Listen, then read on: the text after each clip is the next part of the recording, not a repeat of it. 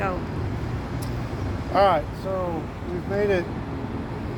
This is about the furthest away we've walked so far. This is WDSU, see Channel 6. It's an NBC affiliate now.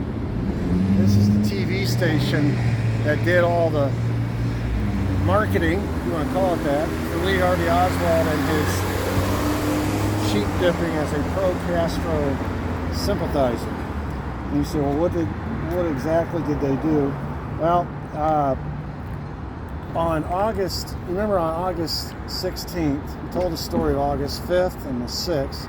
Oswald showed up at Carlos Bringier's store offering to help. Then on the 9th, he was publicly, he had a public demonstration where he was passing out leaflets on the 700 block, Canal Street. That's where the confrontation with Carlos Bringier happened. That's where he got arrested. And then 7 days later, on the 16th, he went down to the street corner, obviously having not learned his lesson.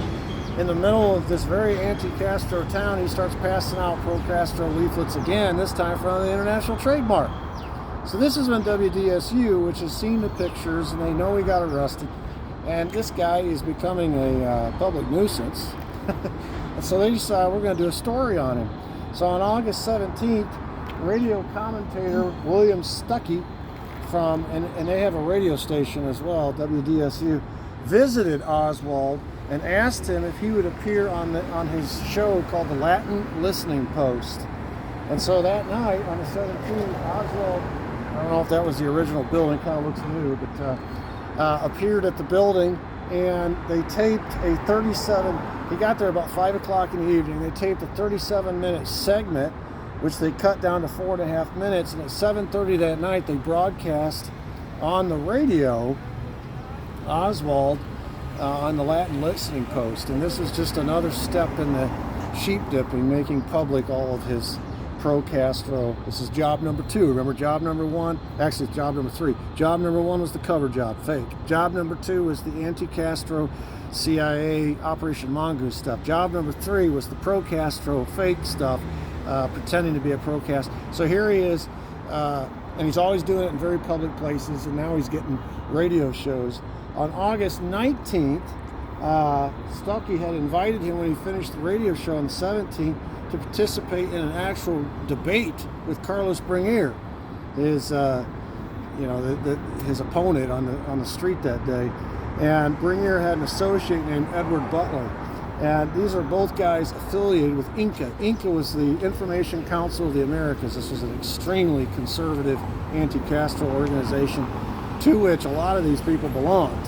All right, and so he's going to debate these two.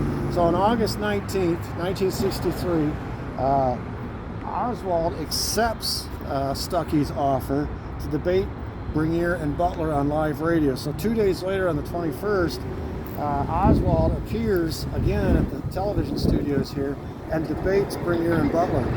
And the program was called Conversation Carte Blanche, and it ran from 6:05 to 6:30 p.m. in the evening. And of course, this one was televised.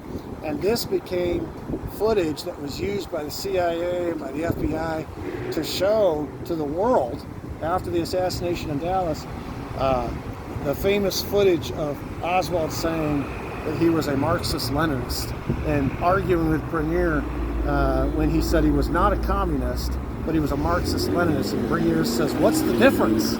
And of course, it was splitting hairs, and that wasn't the point. The point was Oswald was associating himself very publicly with a pro-communist cause, pro-Castro cause, which is going to be very handy, very convenient, very nice cover story when it comes time to set him up in Patsy in the assassination of JFK.